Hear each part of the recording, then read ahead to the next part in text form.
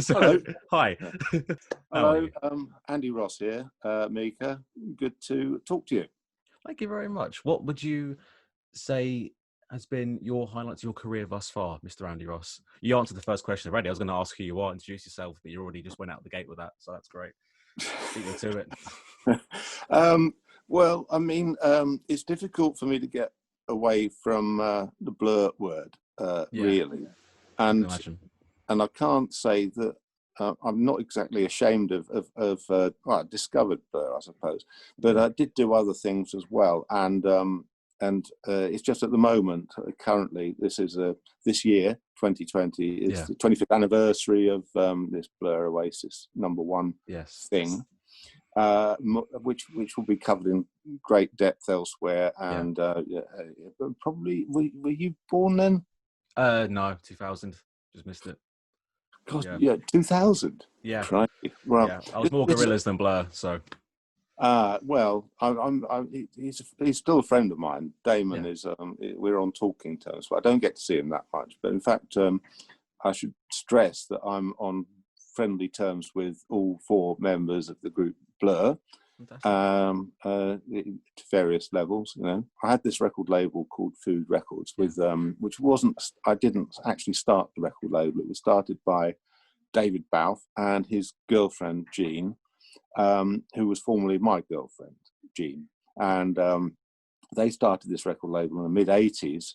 And I wanted to get a mortgage, so I quit working in record shops and all of that kind of malarkey. And I joined the Inland Revenue for a couple of years because I thought I'd get a mortgage if I applied for a sensible job. And it worked. But I packed that in eventually, started writing for a music paper through a friend of mine who was working for Sounds magazine. And after a while, Balfe and Jean had started this independent record label, pretty much in their spare time, called Food Records. I don't know where the name came from. You can't blame me for it. I don't think even they know where it came from. So they'd started this, and they found that through their work commitments, Balfe was managing Echo and the Bunnymen at the time, and Wow.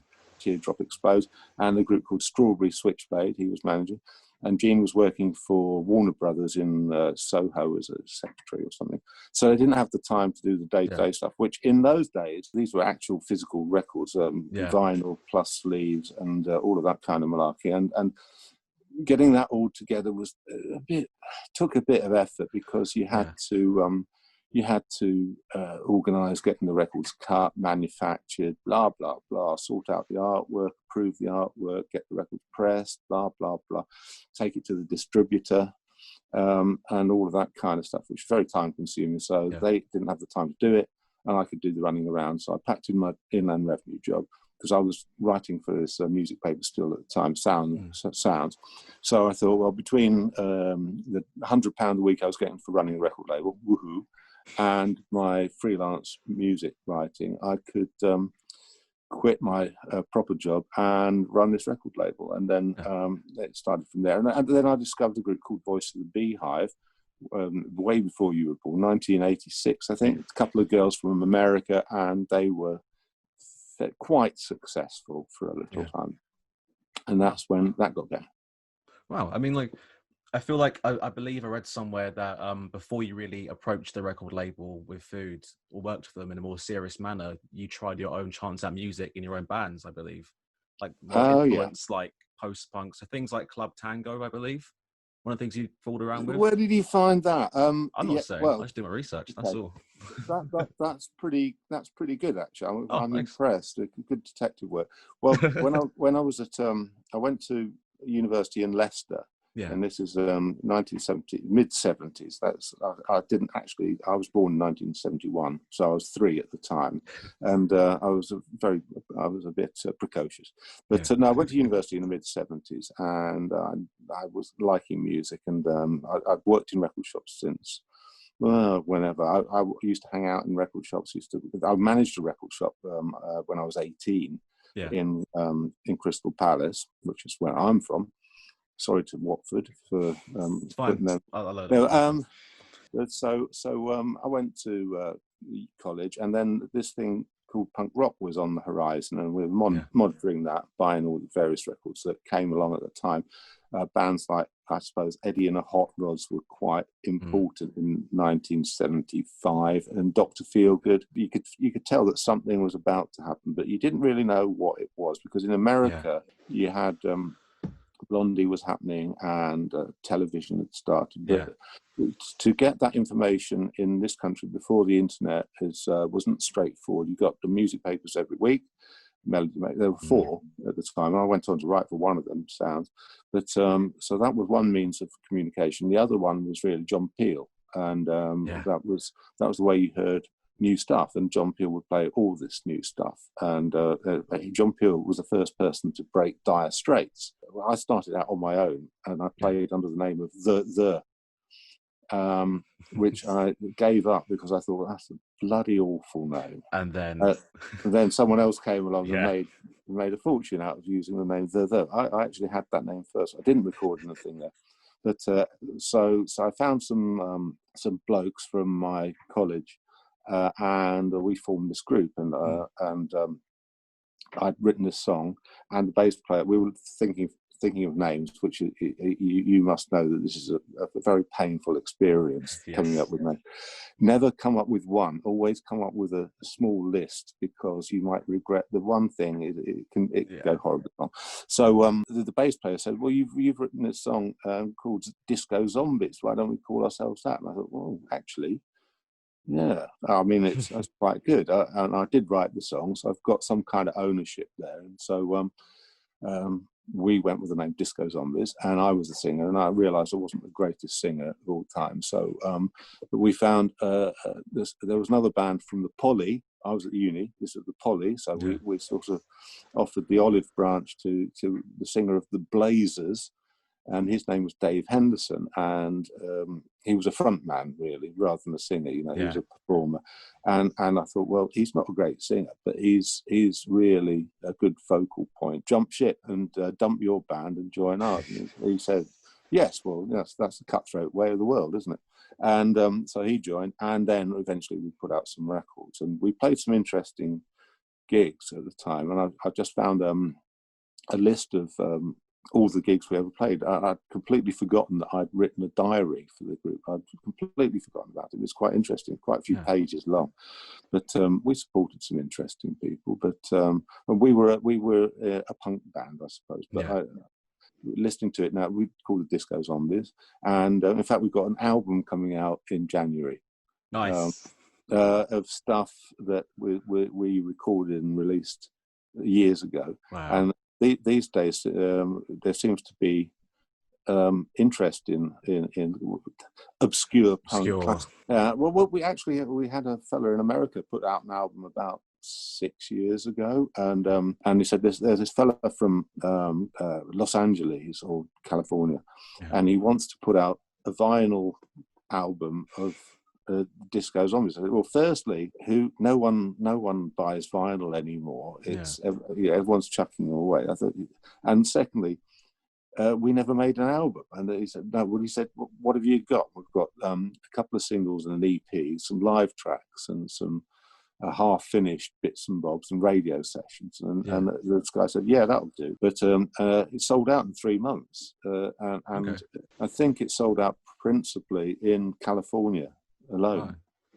So there's a kind of a load of nuts in America in certain places where you take an indie band from Britain, you play, there's Los Angeles, San Francisco, New York, Boston, Chicago, and Austin, Texas, and that's about it. So we did that, and we didn't get reviewed by any music paper, and eventually we thought we'd pack it in. And then, Club Tango came along. Me and Dave this was a sort of in the era of sort of when Spandau Ballet and Duran Duran were around, so it was a bit more arty farty, and that didn't do very well. And so I packed it in, and when I was starting Food Records, and it started to become quite successful, I never actually told anyone that I'd ever been in a band before, because prior to the internet, it's like, oh yeah, and so what they're called, Disco Zombies. Never heard of them. Do you have any hits? No. And that's the end of story. You know. Whereas with Balfi, if he was asked that question, he could say, yeah, I was a keyboard player in Teardrop Explodes. And we did have hits, and at that time, people, I think the Teardrops were still going actually. And after that, I got because of Dave, my friend, the singer. He was working for Sounds on production, and I said, well, look, I could do a review of something. Why not? He said, well, give it a go, submit it, and to the reviews editor. So I went and saw this group and submitted it, and it got published. And I got paid, and I thought, well, that's quite good. Yeah. And so I said, can I do some more? And eventually I got to write for that paper for several years. I became one of the leading writers on that until, in fact, I wrote the last ever front cover story for it, which was the Wonder Stuff. But in the meantime, I had my famous run-in with Guns N' Roses, which I don't know if you know anything about. But that I do not, actually.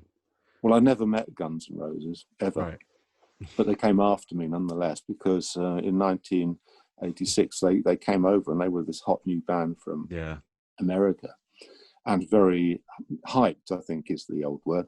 Yeah. And they came over to play at the Marquee, the legendary Marquee, and I was sent down to review it, or I volunteered to do it, one of the two.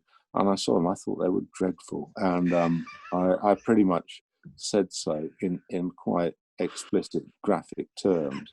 And it got printed as a lead review. But they'd come over when they got the press officer. They were all taking it for granted, which you should never do, that they were going to get rave reviews from all and sundry. And Sounds, being a sort of quasi-rock type magazine, they thought that was a banker, like next down from Kerrang, really. So they came after me, and they went to the Sounds office, which is in what's now the Black Cat Factory in Mornington Crescent, which is where Sounds was based, big building. And so they came to find me, and went up to reception. I was using a pen name as well, Andy Hurt, so that's not my real name. And so they asked for Andy Hurt, and on the big reception and the building, they said, never heard of him. What who's he working for? I said, Sounds. And they said, oh, Sounds, yes. And they looked down, go through all their papers. Oh, yeah, just through, hang on, I'll get someone to come out for you. So there's all these rockers, 5 rockers, plus their female press officer.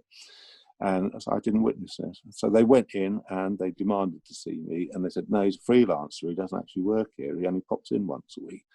So then they said, well, you can leave something in his pigeonhole. So they borrowed it. They got a Post-it note and a little envelope, and they drew an illustration of a male genitalia being severed with a knife with blood everywhere, and signed it, all of them. I've got it upstairs. On the envelope it said, Andy Hurt, ignore at your peril, was on the envelope. Wow. So I went in to pick this up a couple of days later and open it up, and I've got this message. And so they were a bit disgruntled at this, but for them, for Guns N' Roses, in this kind of open plan office, Sounds had a small portion of it, and next to Sounds was the Kerrang portion of the office. Right. So they couldn't find me, but then they recognised Crusher and Malcolm Dome from Kerrang, who were in the building at the time, who were very, very Guns N' Roses friendly, kind of. And they were, you expect Kerrang to like Kerrang, Guns. They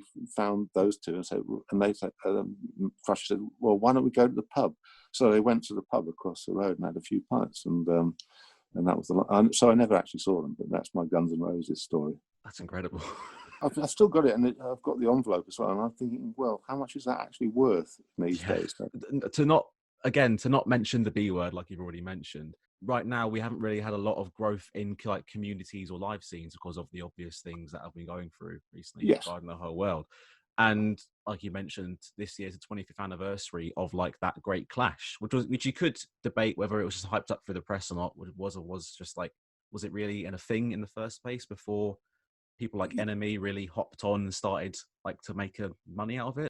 Was the Britpop scene really was essentially, when you're first introduced to it, it was, it's always Blur versus Oasis. Was that really a thing, or was it really made so because of press? Blur versus Oasis wasn't actually the first big battle of that time, because prior to that, which was quite informative from the Blur camp, my point of view, was that we've been through this with Suede. Yes.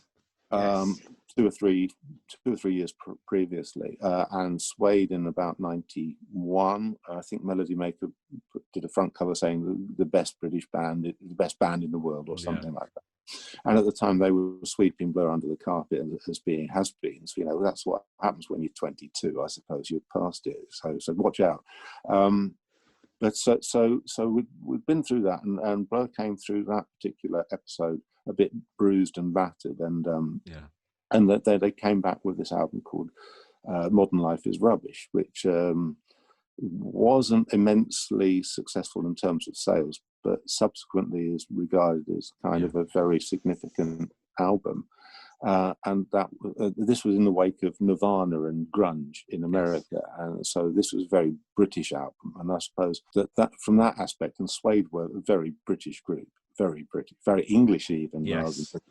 And so that set the tone for what became to be Britpop, because it sort of there was a very vibrant live scene in London in particular, and UK in general, especially Manchester and places like that, and probably St Albans and Hemel Hempstead, I don't know. And to a certain extent, that's still there. It's still, absolutely, yeah. And but so Britpop came out of it developed a sort of momentum in the mid 90s, and when Oasis came along out of the blue from Manchester, it was it just proved.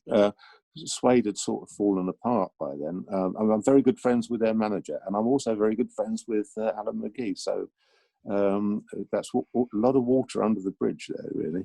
But so Oasis came along, and it was perfect because you had North versus South, you had working class versus posh, except Blur weren't actually that posh at all. But they were middle class, okay, we'll accept that generally. But I mean, no, not really. But anyway, it was North versus South, and it was a battle, and there was a famous front cover which was like a boxing poster of Liam and Dane and all that kind of thing.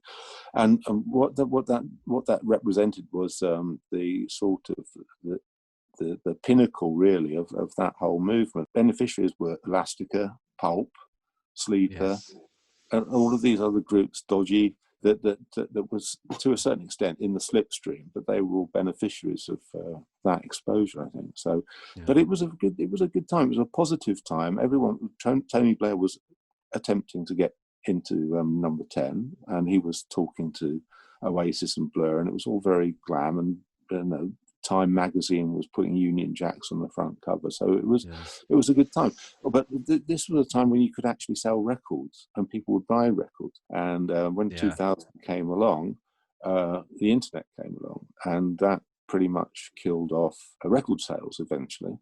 And so that made it very difficult for bands to be of interest to major record labels. My experience of the years 2000, 2001 were that no one really, me included, no one really took the internet that seriously as a threat to the stability of the infrastructure of the music industry. And it took a few years for it to really sink in. And I started to notice that American fans in Arizona or wherever were complaining that the bands that they liked, the rock bands, weren't coming to play there anymore, and that's mainly because the bands weren't selling any records to these people, because the fans in Arizona were downloading all their music for nothing.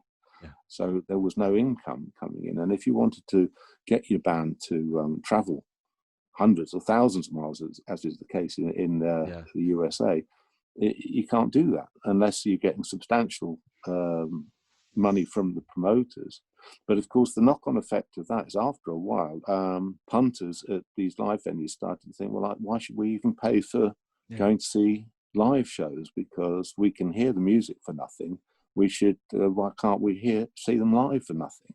And that's a mentality that's we're living with now. Currently, I think. The current state of affairs, I'd say I'd like to be positive about it, which is not easy to be positive about it. But I think that now that bands have realised that you have to be a bit more inventive. in the Yes. ways that you promote yourself. But there are some pluses and minuses to that. But one of the pluses is if you're creative on the internet, you can create a scene for yourself. But the downside of that is some bands who aren't actually that good, but are very, very good at working social media, can get exposure. And I've known from personal experience recently, where I had a group, or I still have a group, I think, called 485C, who've played, my friend Luke Hinton's a big fan of. Very, very, very good band and great musically, not very adept at social skills. And unfortunately, a lot of A&R people and major companies these days, and they still do have a lot of money because of some people generate lots of income, not necessarily guitar bands. But quite frankly, if you want to impress an A&R guy at a major record label, you firstly show them the numbers, and they want to see the numbers before they even really would consider actually listening to the music, because the music's almost distraction for them. Because if they don't have the backup or the security blanket of the numbers, why would they risk their jobs for it? If, however, you sign the other group that got the 30,000 Facebook followers and loads of Twitter accounts, but they might not be as good, and they're not as good. They don't look as good. They're nowhere near as good, but they've got the numbers. If you sign them and they fail, you keep your job because the computer has said, sign them. I mean, you get these people. This guy who's a very funny guy, who's just a YouTube dude, and you can generate so much horrible word traction just by being everywhere. The internet has kind of become the backbone in many a way now. It's like if you haven't got a certain amount of followers, it's not about that, or streams, for example. Because I really think, like, I could be wrong in this, I think the last true sort of good export prior to the internet really blowing up a band was probably the Strokes. And that was because Rough Trade picked them up. I use the Strokes quite a lot in these kind of conversations, because you were born in 2000. The year before this is it. So you were one when This Is It came out. I was 1 year old. And so that's 19 years ago. The most significant record of recent times took place 19 years ago. 19 years would cover the first release from Elvis Presley to 1975, the fifth David Bowie album. Virtually to punk rock would have been the entire history of rock and roll, psychedelia, Pink Floyd, Led Zeppelin, glam rock, Gary Glitter, David Bowie, Mark Bolan, the whole lot in those 19 years. In the 19 years since This Is It by the Strokes, how many seismic events in rock music have occurred? I mean, there probably has been some noticeable events, but not seismic. Like usually would say, right, okay, at the same time we had Arctic Monkeys' debut album 2005. That would be the next name. That would be the next one, but then we've got the likes of Kaiser Chiefs, Franz Ferdinand. All right, some good tunes. But even those are going back 10 years now. So, but however, I've noticed recently, I'm occasionally, I'm a broadcaster occasionally on Boogaloo Radio, which is not currently broadcasting for various reasons. But I've noticed that detected a far more interesting and stimulating music scene developing at the moment than even 2 or 3 years ago. I think it's definitely on the up at the moment. I turned down the Libertines. Really? They came into my office and they just barged into my office one day, and I knew they were likely that, and I just pretty much said, "That's the door." Wow. But which was actually, that was from a financial point of view, that was the right decision to make. So I didn't get that one wrong.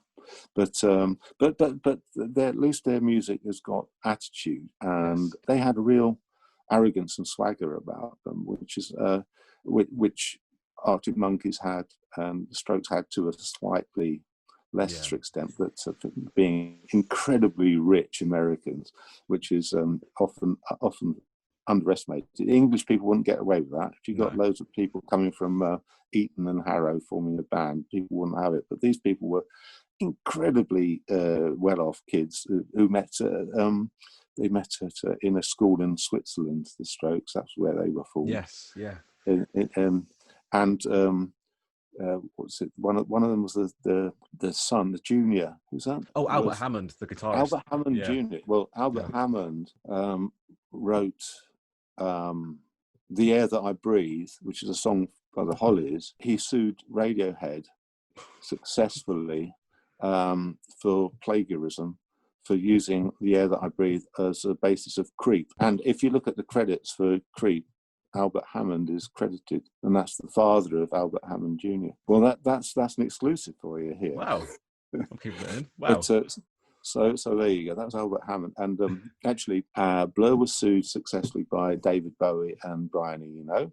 Oh my! For Boys Keep Swinging was meant to be the basis of Middle of the Road by Blur. There seems to be a whole clutch of groups that are coming through that aren't really concerned about the concept of getting a swanky record deal and making a fortune, which is kind of takes us back to where I came in the mid-70s with punk. You weren't ever aspiring to make money. You just wanted to play live and put out records. And that's once we get back to the bare necessities or ethos of music, then only good things can come from it, I think. So I'm quite encouraged at the moment. Once venues get back up and running, like such as the Horn, which is one of my favourites, same.